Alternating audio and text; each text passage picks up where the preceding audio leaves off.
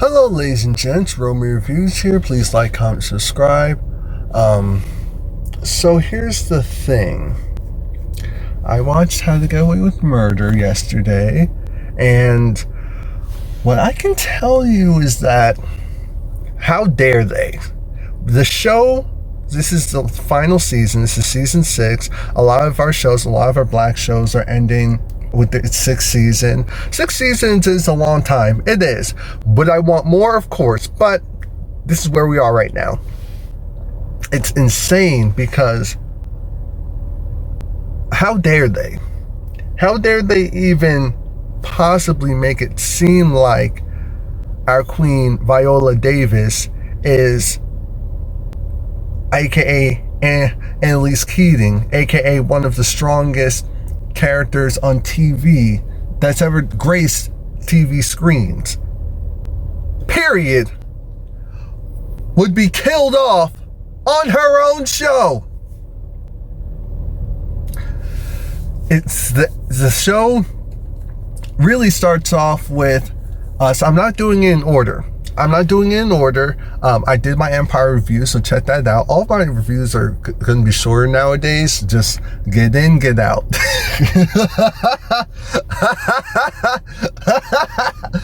Okay, get it together, Romie. Get it together, Romie. Check out my other channel, Romie Whispers ASMR. I'll have a link below, link above. Annalise was having this dream that she was at her own funeral. All her kids were there. Bonnie and Frank were there. Even Nate was there. He walked away. As he was walking away, some kid comes walking up, apparently supposed to be baby Christopher. I said, wait a minute, what in the time skip is...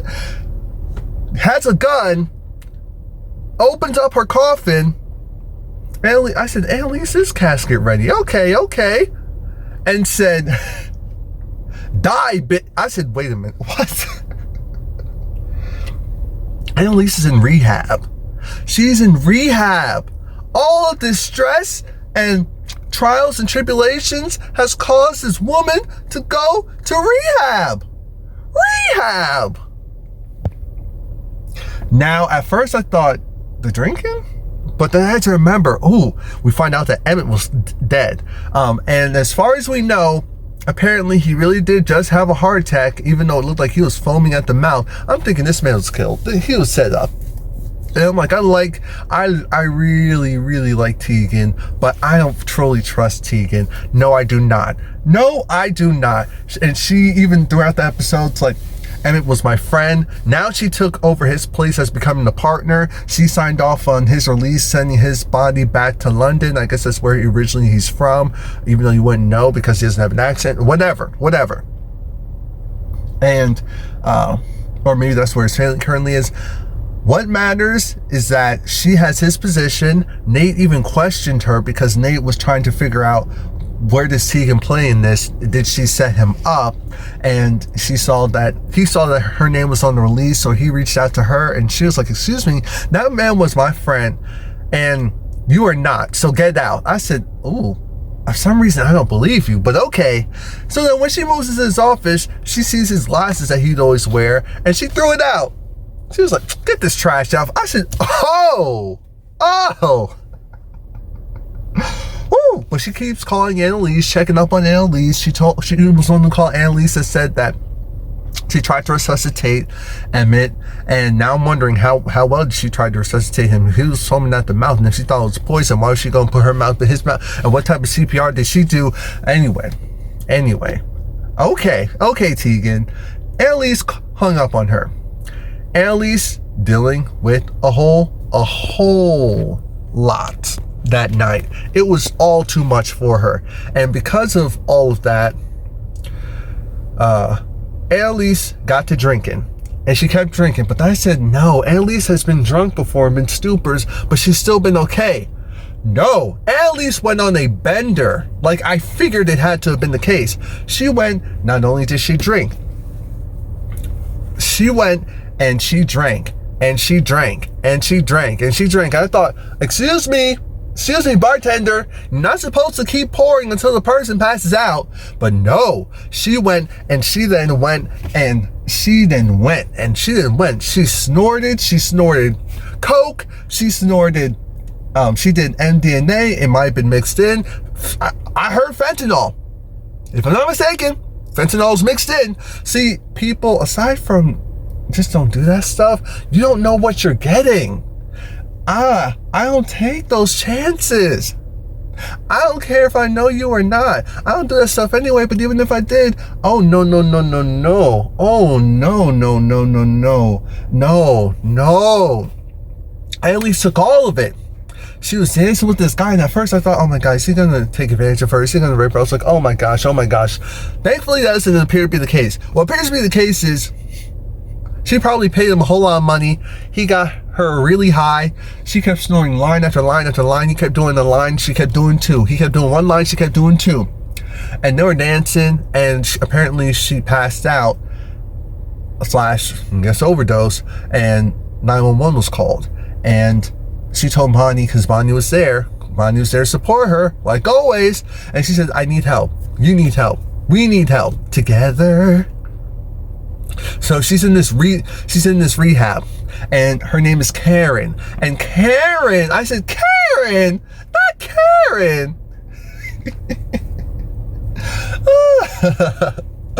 Not so innocent Karen. My allergies have been a mess. They're still not great, but they're a lot better than had they been for days. So I'm in a good mood.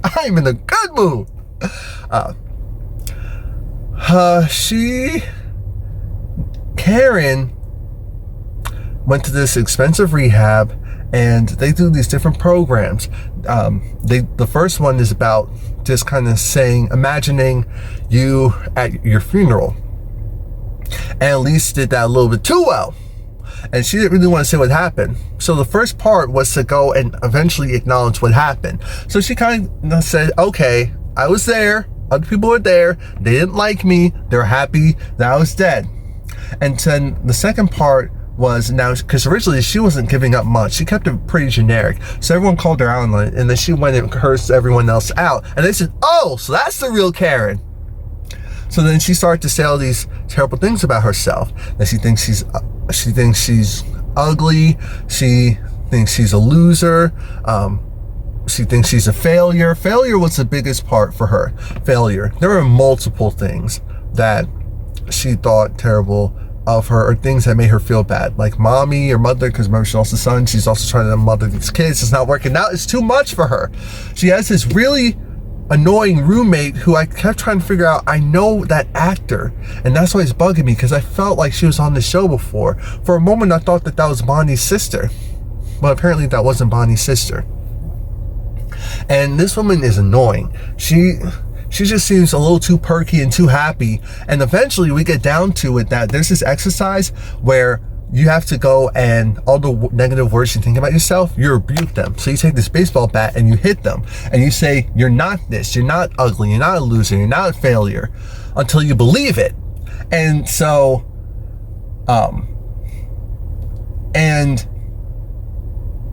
everyone else is doing it. The only person who's able to do it is Annalise. Annalise then talks to her counselor, who says that, who seems to be actually good at her job. I said, thank God, she's good at her job. And she's talking to Annalise, and she's getting to the root of what Annalise's real issues are. And I'm happy for Annalise that she actually has someone who seems like they know what they're talking about, because that last one could not be trusted. The one that went and ended up dying on her. I felt like Bondi Blue for a moment. Not Bondi, but Annalise. She's talking to her therapist. Her therapist is trying to tell her that, hey, why did you say failure? Why did you say selfish? Why? Annalise thinks that she's selfish because she constantly feels the need to try and fix people. Her therapist kept trying to reinforce to her, hey, that is not selfish at all. What is selfish, or what your issue is, you need to focus on you. He needs to get you to love yourself. He needs to get you to do all these things instead of trying to get everyone else to be in a better state, to be in a better place. Because if you can't do it for yourself, how good and useful are you going to be for other people? Annalise still didn't understand that. Like, she got it. She felt it because it took a while to get there. But Annalise gets a call from Bonnie. And Bonnie's just like, hey, how are you doing? How are you feeling? And Annalise like, what's up? What's going on? What's new? And Bonnie didn't really give her too much information. Annalise just like, therapist is saying I need to just focus on me. Bonnie said, well, maybe you should. Like, duh. And the roommate, who seems annoying at first, because she was, Annalise has even a breakthrough with her, because Annalise was just like, oh, you're just perfect, preppy, goody two-shoes, essentially stay-at-home mom who has these great kids, good husband who is taking over while you're here getting yourself together, and you just want to hear everyone else's problems so that it can make you feel better about your minor, meager issues and your perfect, happy life. And she said she hates her husband, but she truly hates her kids. She hates each and every last one of them. She's been to this program now 4 times, and each time she goes back to her family, she still hates them. She still hates them, and she hates herself for hating them, but then it makes her hate them more. And Annalise is just like, what? Because remember, that's all Annalise ever wanted. So for this woman to say that, it's like, oh, sis, maybe you are messed up like me. So then she eventually, Annalise puts down her guard almost for once in her life and says, hi, my name is Annalise Keating. She was accused for killing her ex-husband, but she did not kill her ex-husband. She just helped cover up his murder. I was like, oh no, don't tell Karen. Karen's gonna tell everyone. So then after Annalise did that, because I think Karen was like, Annalise, I hear you and I see you. Next morning, Karen was gone. The window was open. I said, oh no, did she go and run to the press or something? And then the police were outside, but the police were outside because I guess the mild-mannered guy went and flipped out and tried to attack someone at breakfast. So Annalise then reached out to Karen, and Karen was fine. Annalise tried to play it off like, oh, I must have been loopy. I was just messing with you. It's just like, no, Annalise, I see you. I hear you and I see you. As in, we're good. Your secret's safe with me. Sis, I said I hate my family, my kids. What? we are on the same page. So then Annalise leaves the therapy back into the lion's den. Laurel is still missing. Frank is freaking out because he misses a baby and he misses Laurel. And Michaela feels terrible because her and Michaela actually became friends. They were originally frenemies, but they became friends. And so she feels so bad. And again, someone left her, abandoned her. So she feels terrible about that. And Connor, Asher, and Oliver, the annoying one, they all feel bad. This happened on their watch, especially Oliver and Connor. So now Frank is like, here's what you're gonna do. At first, Oliver was like, so who do we need to go and beat up to? I said, wait, what? Oliver, chill. Like, I'm welcoming this person, but what's going on? Even Connor looked nervous. Later on, there's a conversation about Connor being afraid and how Oliver's like, well, I'm not. So I guess I'll be strong for the both of us. And Frank wants Oliver to go and try and track down Laurel, use her phone, but her phone keeps pinging. There's the whole thing of, did she just take the baby and run, or was she actually kidnapped? We don't know, and I don't care. If she drops off the face of the earth, I don't care. I don't. What else really happened in this episode?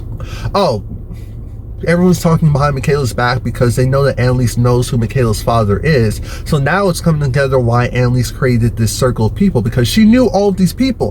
This was all intentional. There was prior knowledge. Annalise does everything with intention. I feel like she tried to right her wrongs with every person who she brought into her circle. That's what she does. She has something on everyone. Who else? And that information actually comes out at the very end when Annalise invites all the students to go and do the same thing that she did, because Annalise eventually had a breakdown. She had a breakdown in her room where she finally did the program, but she did it with her fists and she hit a pillow. She was like, she's not stupid, she's not crazy, she's not ugly, she's not selfish, she's not, well, maybe selfish, but she's not a disappointment, she's not all this stuff. And Annalise always delivers on her dramatic roles and scenes and moments. Always.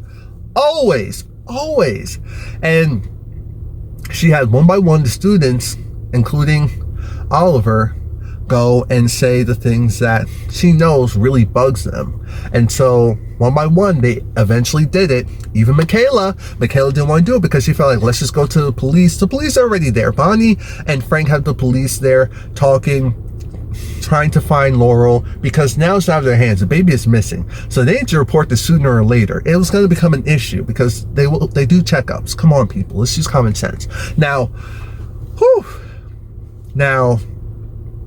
to make matters worse, Frank notices that there's this key in this picture, and it seemed like he already knew. So I'm trying to figure out, oh Lord, Frank, if you're still acting like you don't know, but you help set this up to distract everyone else. Laurel basically was like, I hate, die B, as in Laurel, not Laurel. Michaela's like, die B, when she's talking about Laurel. It's like, die. Girl, just say that. I have to leave you. What are you doing? Anyway, after all that's finished, that's when Asher was like, so are you going to tell her or should I about you knowing who her father is? Woo! To Annalise. And Michaela's like, what? Mind you, she still has the metal prod thing that you use to stoke the fire in a for a chimney, the wood with a chimney. So I was like, Michaela, breathe. Don't do anything rash. But yeah, the episode ended with Annalise being at Annalise's funeral, and I'm like, huh? Who knows? I don't know where we're gonna go with this. Please like, comment, subscribe. If I missed anything, let me know. I've been retainers in. There's a lot going on here.